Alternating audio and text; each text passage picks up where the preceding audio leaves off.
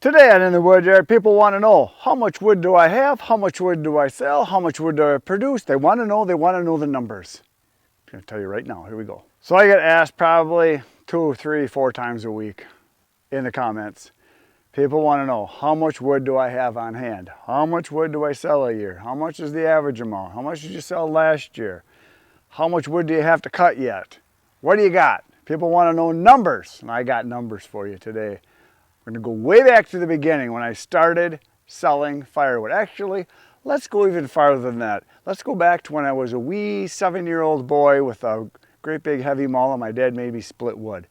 We started heating wood when I was a kid. I was about 7 years old, and my brother Ken and I and my brother Eric, we were the wood splitters. That's what we did. It was our job to carry wood, split wood, bring wood from inside down to the basement, load the truck, all that kind of stuff.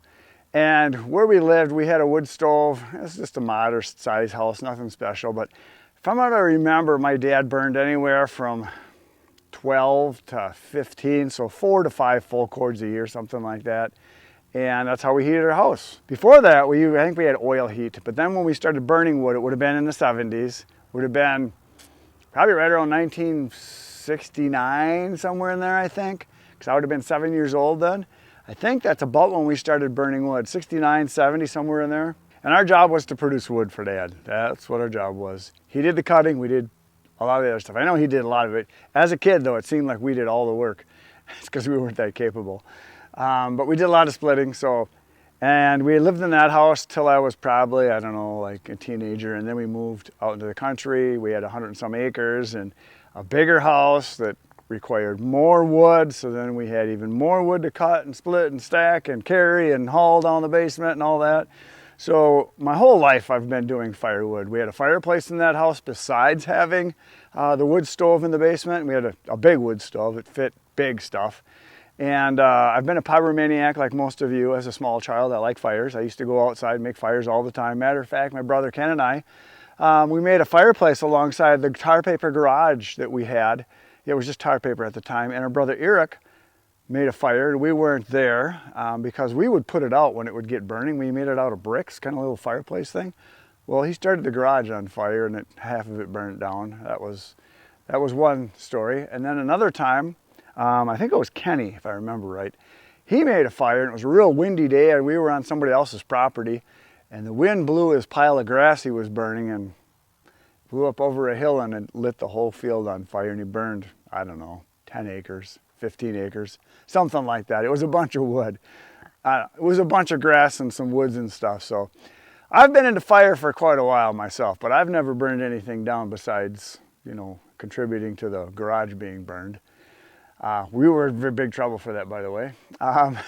But so that just goes a little bit of my history. I always had fires, always building fires outside, and especially in the wintertime, doing marshmallows, cooking a can of beans, hot dogs on the fire, that kind of stuff. Well, then when my wife and I moved here to where we live now in the Fox River Valley in Wisconsin here, live in Appleton, we wanted a house with a fireplace because we loved having fire. So our first house we bought had a fireplace.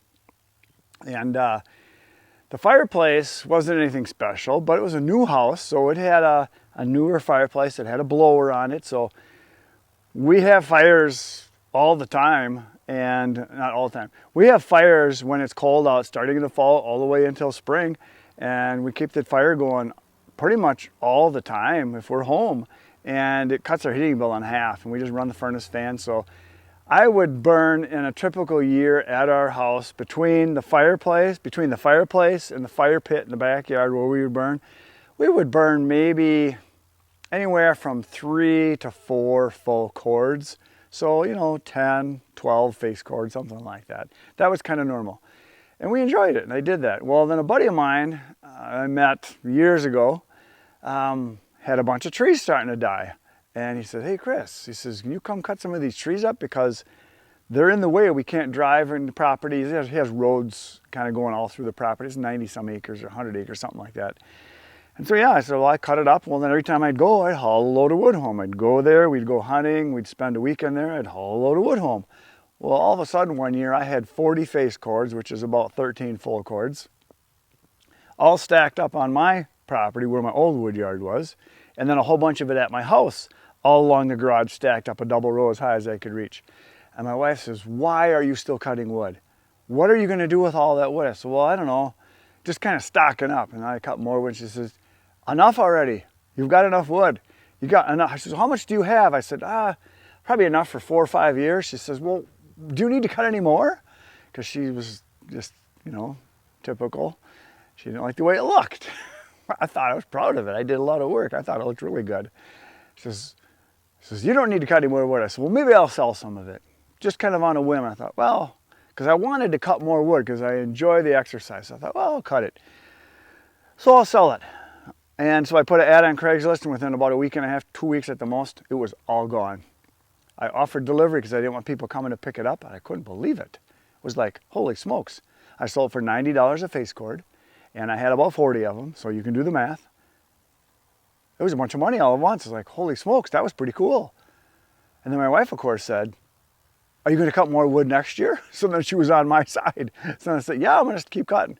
So at the time, I had a Honda Ridgeline. I had no trailer. I had a splitting maul, 8-pounder, and a Husqvarna 455 Rancher. That's all I had. That's all I started with. So then I started cutting more and more wood, and the next year I had 80 face cords, because in Wisconsin we go by face cords, because that's what I sell, a face cord at a time or a third of a cord. I sold all that, and the next year I thought, well, I better get to work. Next year I cut 120. The year after that I cut 160. This was all free wood. Never paid a penny for it, other than my time and my gas in the vehicle driving back and forth. Well, I think on the 4th year, if I remember correctly, I bought a dump trailer. I bought a trusty Rusty that I had years ago. And then right around then is when I bought my Toyota Tundra that I have, because that would have been 10 years ago now. I've had the Tundra 10 years. My Tundra is, yeah, this fall, it's 10 years old. I've got 252,000 miles on it, best truck I've ever owned. I've had 2 Chevys and a Ford and that Honda Ridgeline. Tundra's been awesome. Do almost nothing to it, it just works. Just saying. So anyway, I kept growing and growing. Then I got to where I was getting to where I couldn't cut enough on properties and haul it. I was kind of maxed out, so I thought, well, I talked to my brother Ken. I says, how do you get your wood? He says, well, I buy from loggers. He said, I'll do a job for them, and then they give me some wood in payment, because he was selling a bunch of wood. So I thought, well, I'll get a hold of some loggers. So he gave me some names. I called around, found a couple guys. I had 3 or 4 different people that supplied me with wood. The first year I bought 4 or 5 truckloads, semi-loads like you see back here. And I found out when I ran the math, cutting on the property and hauling it, spending all that time driving back and forth versus cutting it right delivered to me, I make more money on this stuff because I can process it, cut it, split it faster than I can by going and scrounging for wood. But that's a good way to start. I still do some of it because I enjoy it. And I said to myself back around the 3rd year or so, man, this is just awesome. I'm getting a little bit of extra fund money here. I'm basically paying for my truck with the money that I'm making. I'm buying a couple of chainsaws. Man, I would love to be able to do firewood every day for 2 or 3 hours because I love the exercise. I love being outside. I love the cutting. It's just fun. I really enjoy doing physical labor because I sleep good, I eat good, everything's good when you get good exercise. But like they say, be careful what you wish for. Now I do about 200 full cords a year, so about 600 face cords, and that's all I have time for. Because I have another full-time job, my other business that I have. I'm a professional photographer. I've done that for 42 years. Hopefully this is the last year. And I work in that business minimum of 25 to 30 hours a week in my slow time of the year. And when I'm really busy, it's 40 hours a week. Sometimes it's 50 hours a week. And I'm in my busy season right now. So today happened to be a day where I didn't have any appointments. So I decided to come do some videos. So anyway, so I'm busy in that business. And firewood is a whole nother full-time job. And then I got the crazy idea to start a YouTube channel. I spend more time on YouTube than I do firewood now. But I also do pretty well with it. It's starting to pay off. I'm making some money with it. I'm getting some products given to me. So between the photography, the firewood, and the YouTube, I have 3 full-time jobs. I work about 100 hours a week and I love it. Most people, when they go to work, they get there as late as possible and they leave as soon as possible. I can't wait to get here. I love doing this. I love doing my photography, but I've been doing it a very long time and I'm ready to do more of this. A lot of people, you know, they work really hard to get to retirement and then their body's shot and they can't do anything and they can't enjoy the things they like to do. I've always done the things I like to do. I just schedule it in and I do it. So I love doing the firewood. I love doing the YouTube. I loved doing photography for a lot of years. I've done 500 weddings, that's enough. Quit doing those a while ago. Now I do mainly just portrait work. So anyway, long story short, all the wood that I have here on hand right now, ready to sell, stuff that is cut and split and drying. I have somewhere between 220 and 240 full cords, I think. I don't know because I never count it. I just kind of know what I have in some of the bins as far as what I put in there. And what I look at is, do I have enough of each kind to get me through the year? Do I need more of this? Do I need more of that? Right now, because of the help of Adam and Bert and Keith and Gavin, they've helped me a whole bunch get this established over the last couple of years. I now feel comfortable to where I think I've got enough wood. Because if I produce more, then I'm going to have to replace it because I'll just grow the business. It will grow and grow and grow. I do enough wood now that that's all I can handle with the time that I have available. I think if I wanted to go full time, I could. I could start going after other markets. I could go after bundle wood. There's gas stations all over the place here. I could go after boiler wood because if I go to the north and to the west, there's a lot of heating people. I could go after the boiler wood business, the heating business. But primarily I focus on residential people that burn in their fire pits in their backyard and their fireplaces. They generally are willing to spend more money because they're just burning for fun for the most part. Those are the people I enjoy selling to. Usually it's a face cord, a third of a cord at a time, sometimes a full cord, sometimes they'll buy 2 full cords.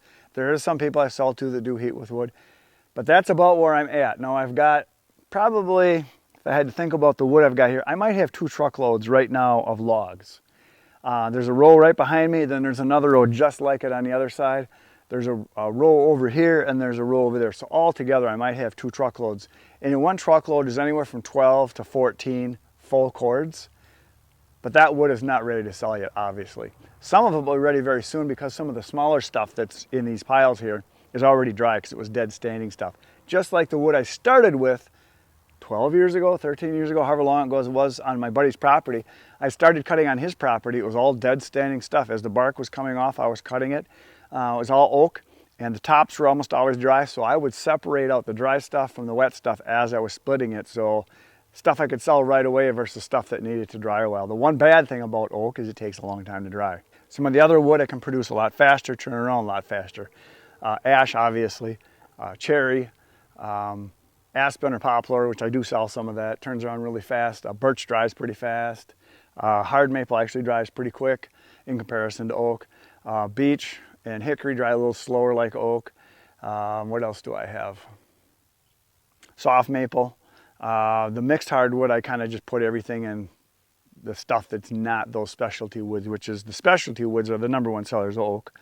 Then there is, after that, it would probably be, probably the mixed hardwood would be #2, and that's ash, elm, box elder, ironwood. It's just a mix of stuff. Whatever I get where there's not a lot of one kind, I just put it all into the mixed hardwood pile. And those are all people that are buying that. All the people that are buying that are going to fireplaces, fire pits in the backyard, that kind of stuff, or people that just don't care what they burn. Some of the people I sell to that are heating with wood, they just say, anything that burns, I don't care. I do sell some pine. Pine is great for campfire wood. Some people burn it in their house. Some people think you can't burn pine in your house. As long as it's dry like any other wood, it's just fine. You just every year clean your chimney out. You might get a little bit of soot, but not so much creosote. Creosote's from wet wood, but with pine you do get some soot buildup. It's powdery and it can collect on the inside and it can start to close it off. That I have seen, but not the creosote from pine. That's a myth. I'm going to cut a lot more wood. I'm going to keep at it. Probably over the next couple of years, I will cut more wood depending on how much time I have. That's really what dictates what I do here is how much time do I have and how many people buy wood from me. I don't really do any advertising. We put an ad on Craigslist in the fall of the year. This time of year it's not even up, but I have so many repeat people, they just keep calling because I can't produce any more than I am now and I don't really have time to, and I don't have time to deliver anymore. It's a good problem to have, trust me. It's nice to have constant customers calling saying, hey, I need more wood. When people want to give me Uncle Benjamin, I like to bring them home. That's it for today, folks. I'll be back tomorrow morning, 5:30 a.m. with another video for you. Right now, you're going to go watch some more videos. There's 1,500 on my channel, all about firewood. Good night, Irene.